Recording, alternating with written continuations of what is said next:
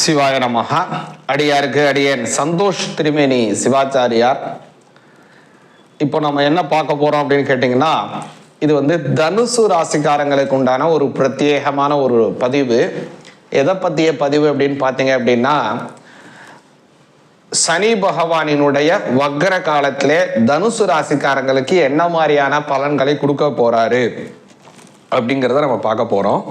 குறிப்பா பார்த்தீங்கன்னா, எதுலேருந்து எது வரை சனி பகவான் வக்ரம் அடைகிறார்னு பார்த்தீங்கன்னா, ஜூலை மாதம் 15ஆம் தேதி 2026 தமிழ் தேதி ஆடி மாதம் 31ஆம் தேதி புதன்கிழமை அப்போ வக்ரம் அடைகிறாரு. எது வரைன்னு பார்த்தீங்கன்னா, நவம்பர் மாதம் 30ஆம் தேதி 2026 கார்த்திகை மாதம் 14ஆம் தேதி திங்கட்கிழமை அதுவரை வக்ரத்தில் போறாருங்க.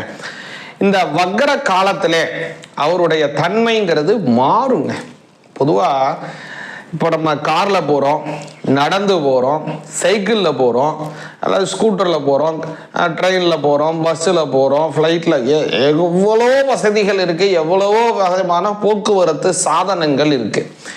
அப்போது ஒவ்வொரு விதத்திலையும் நாம் போகும்போது நம்மளுடைய தன்மைகள், நம்மளுடைய குணங்கள், நம்மளுடைய பக்குவ நிலைகள் அப்படிங்கிறது மாறுது.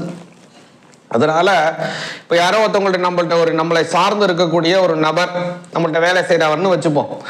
அவர் இப்போ ஃபோன் பேசி ஏதோ ஒரு உதவி கேட்குறாரு, ஏதோ ஒரு செய்யும் போது, அப்போது நம்ம கஷ்டப்பட்டு நடந்து போயிட்டு இருக்கும்போது அவர் ஃபோன் பேசுகிறாரு, இல்லை நம்ம காரில் சுகமாக போய்கிட்டு இருக்கும்போது ஃபோன் பேசுகிறாரு. அப்போது எந்த சமயத்தில் நமக்கு பேசினா அவருக்கு சாதகமாக இருக்கும்?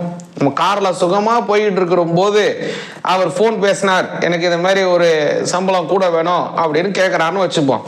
அந்த சுகத்தோட சந்தோஷமான காலத்திலே சரிப்பா நல்லபடியாக இருக்கட்டும், நீ நிறையா வேலை செய்கிற, ரொம்ப கஷ்டப்பட்டு வேலை செஞ்சிட்டு இருக்க ரொம்ப நாளாக, ரொம்ப வருடமாக, சரி இருக்கட்டும் அப்படின்னு நம்ம அவருக்கு ஒரு சம்பளத்தை இது பண்ணுறோம். இது ஃபோனில் தான் பேசணும் இல்லை, அது ஒரு மெயிலில் வரலாம், அல்லது வாட்ஸ்அப்பில் இதில் ஒரு சேட்டில் வரலாம். ஏதோ ஒரு விஷயத்தில் அவருக்கு நம்ம ரெஸ்பான்ஸ் பண்ணுறோம், அது ஏதோ ஒரு விஷயத்தில் ட்ரான்சாக்ஷன் பண்ணுறோம். இப்போ இதை நம்ம கஷ்டப்பட்டு ரொம்ப கையில் வெயிட்லாம் தூக்கிட்டு நடந்து போயிட்டு இருக்கோம், இல்லை ஏதோ ஒரு விஷயத்துக்கு அவசர அவசரமாக போயிட்டு இருக்கிற சமயத்தில், இது மாதிரி சமயத்தில் அவர் கேட்கும்போது அவருடைய அந்த மெசேஜ் வருது இல்லை மெயில் வருதுங்கும் போது நம்மளுடைய ரிப்ளை எப்படி இருக்கும் அப்படின்னா, ரொம்ப கஷ்டமாக இருக்கும், ரொம்ப கொஞ்சம் இதுவாக இருக்கும். இன்னையா ரொம்ப இதுவே ரொம்ப கஷ்டமாக போயிட்டு இருக்கு, இந்த சமயத்தில் இது வேணுன்ற அது வேணுன்ற அப்படின்னு நம்ம ஒரு இதுவாக நம்ம அவர்கிட்ட பேசுவோம் இல்லைங்களா. அப்போது ஒரு நபரிடம் நமக்கு சாதகமான விஷயம் செய்யணும் அப்படின்னா கூட அவருடைய சூழ்நிலை எப்ப இருக்கு, அவர் எப்படி போயிட்டு இருக்காரு அப்படிங்கறத அனுசரிச்சு தான் அவர் நமக்கு பலனை மாற்றி தருவார், இல்ல கூட்டி தருவார், இல்ல குறைச்சி தருவார் அப்படிங்கிற ஒரு அமைப்பு இருக்கு இல்லைங்களா. அதே மாதிரிதான் சனி பகவான் அப்படிங்கிறவர் வக்ர காலத்திலே செல்லும் போது அவருடைய தன்மை கொஞ்சம் மாறும், அதிகமாக மாறும். சில சமயம் ஒரு நல்லதுக்கு தந்து கொண்டிருக்கக்கூடிய அமைப்புல கெடுபலனை மாற்றி கொடுப்பார், அல்லது நல்ல பலன் தந்து கொண்டிருக்கக்கூடியவர் அதிக நல்ல பலனை கொடுப்பார். இப்போ ஒருவேளை நல்ல பலனை கொடுத்துட்டு இருக்கிறவர் சில சமயம் அதை கெடுபலனை கொடுத்து கொண்டு இருக்கிறவர் சில சமயம் ரொம்ப கெடுபலனை கொடுத்துருவார். இப்போ சில சமயம் கெடுபலன் கொடுக்குறவங்க நல்ல பலனை மாற்றி கொடுப்பார். அப்போ எது வேணுமோ அவர் அதுலேருந்து கொஞ்சம் ஒரு ஜர்க் ஆவார் அவர் சனி பகவான். அப்போ இந்த தனுசு ராசிக்காரங்களுக்கு பாத்தீங்கன்னா, இப்போ சனி பகவான் எங்க இருக்காருன்னு பாத்தீங்கன்னா 4ஆம் இடத்துல இருக்கார். 4ஆம் இடம்ங்கிறது அர்த்தாஷ்டம சனி. இந்த அர்த்தாஷ்டம சனி அப்படிங்கிறது ரொம்ப ரொம்ப ஒரு முக்கியமான ஒரு அமைப்பு.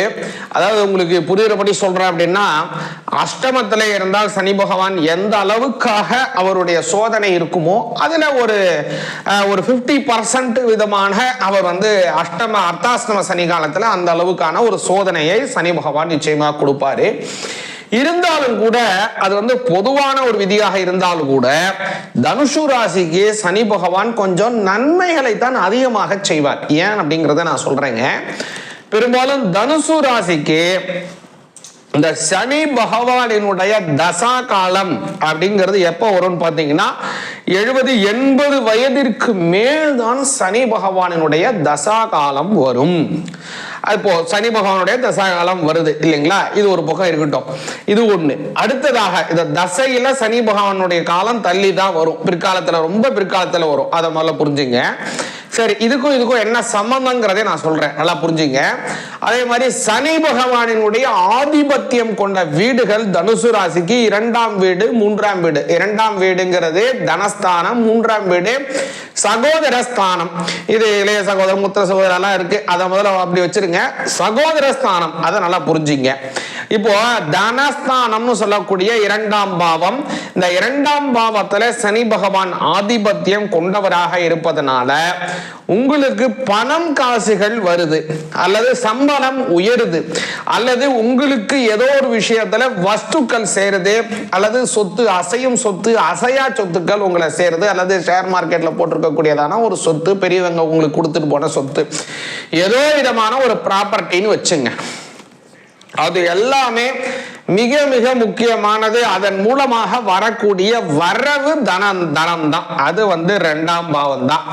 அதுல 4 4 கூடிய 2 10 கூடிய 2 11 2 இதுல நிறைய மாறும். அதெல்லாம் அடுத்து நீங்க அதெல்லாம் விட்டுருங்க. அதனால் வரக்கூடிய தனவரவு 2. இதை நீங்க வேலை செஞ்சு வந்தார் 10க்கு 2ஆம் பாவம், உங்களுடைய சொத்துக்கள் வந்தார் 4க்கு 2, பெரியவங்களுடைய சொத்து வந்தா 9ஆம் பாவத்து 2ஆம் பாவம், அப்படிலாம் அதுல நிறைய இருக்கு, அதுல சப் இருக்கு, அதெல்லாம் நீங்க குழப்பிக்க வேணாம். 2ஆம் பாவம் பொருளாதாரத்தை கொடுக்கும், அதை நல்லா புரிஞ்சுங்க. அப்போ பொருளாதாரத்திற்கு உடையவர் சனி பகவான். தனுசு ராசிக்கு பொருளாதாரத்துக்கு உடையவர் சனி பகவான், மிக மிக முக்கியம். அதே மாதிரி தனுசு ராசிக்காரங்க பெரும்பாலும் பாத்தீங்க அப்படின்னா கொஞ்சம் கஷ்டப்பட்டு தான் அவங்க பொருளை சேர்ப்பாங்க, ஏன்னா சனி பகவானோட சேர்ந்து இருக்காங்க இல்லைங்களா.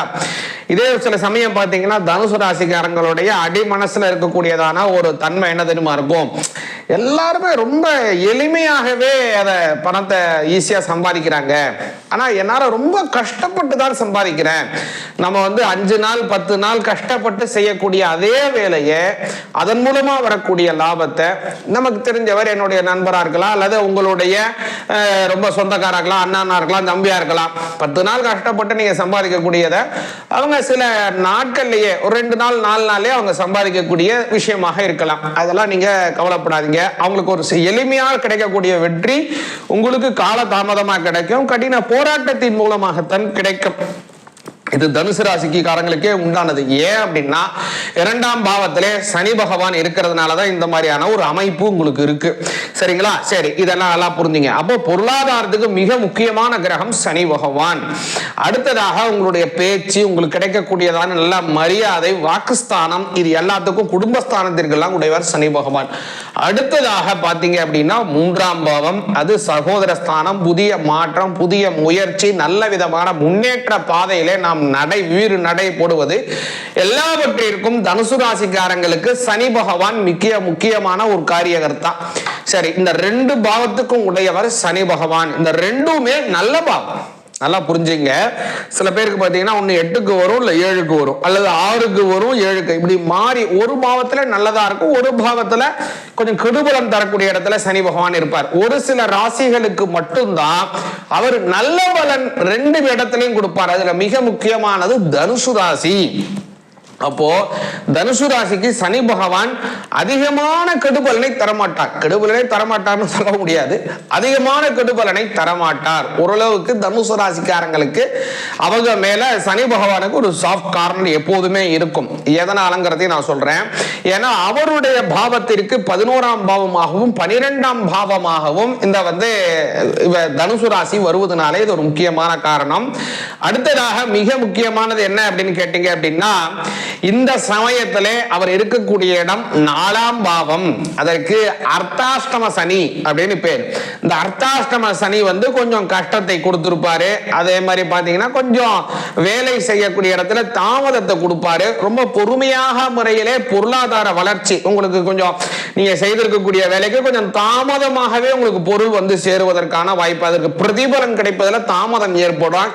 ஏதோ ஒரு ஒர்க் ரிலேட்டடா ஒரு பணம் நீங்க செஞ்சு முடிச்சிட்டீங்க, அது கிடைக்க வேண்டிய அதுக்கு உண்டான ப்ராஃபிட் ரொம்ப லேட்டா கிடைக்குது, அல்லது அது கிடைக்க வேண்டிய ப்ராஃபிட்ல டிவிடெண்ட் நிறைய பேருக்கு போயிட்டு உங்களுக்கு கம்மியான பாகம் தான் உங்களுக்கு கிடைக்குது அப்படின்னு நிறைய விஷயங்கள் கூட அது இருக்கலாம்.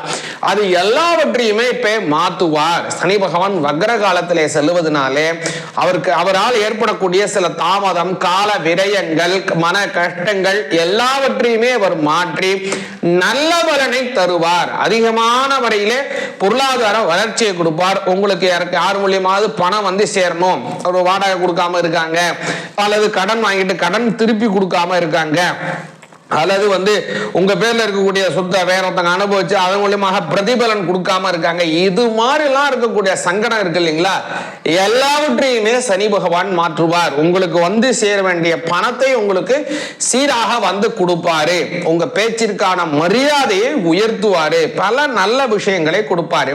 சரி, முக்கியமா தனுசு ராசிக்காரங்க இப்ப செய்ய வேண்டியது என்ன? ஏற்கனவே சொன்ன பாருங்க, இந்த அர்த்தாசிரம சனி காலத்துல என்னென்ன சங்கடங்கிறத சொன்ன பாருங்க. இதனால் ஏற்படக்கூடிய அமைப்பு இருக்கு இல்லைங்களா, அதனால திருநள்ளாருக்கு ஒரு தடவை போயிட்டு வாங்க. திருநள்ளாறு அப்படிங்கிறது அந்த தர்பாரண்யேஸ்வரருடைய க்ஷேத்திரம், ரொம்ப முக்கியமான ஒரு க்ஷேத்திரம்.